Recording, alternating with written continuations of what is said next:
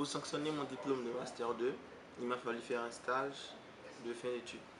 J'ai donc postulé chez Nefcom parce que voulant travailler dans le développement mobile. Et en plus de faire du développement mobile, Nefcom était orienté technologies innovantes et avant-gardistes comme le NFC, le BLE.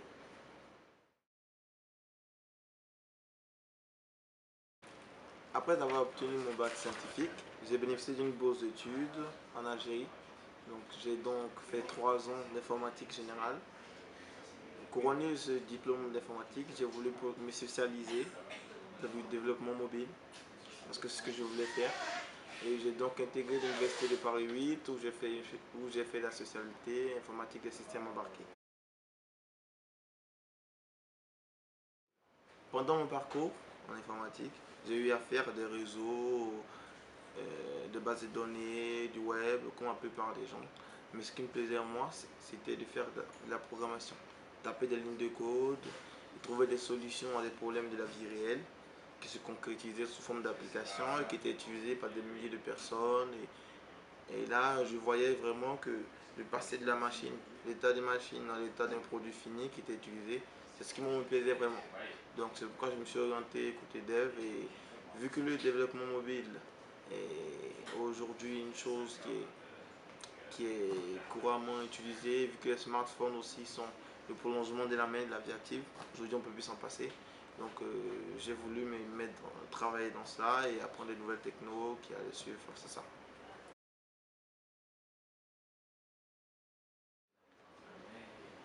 Je dirais que dans mon parcours, ce qui m'a le plus marqué, c'est quand j'ai découvert Android. Parce que je faisais la programmation, avec les différents langages de programmation, dont les spécialistes ils reconnaîtront, je ne vais pas les citer ici. Mais ce qui m'a beaucoup marqué, c'est de découvrir Android. Et pas découvrir, je veux dire, avant de mettre la main dans le cambouis, de voir ce que c'est que vraiment la techno Android, de faire des applications et les lancer, les installer sur ces smartphones et voir qu'ils fonctionnent. Donc c'est vraiment là qu'il y a eu ce déclic-là et je me suis dit, il fallait que je fasse du dev mobile.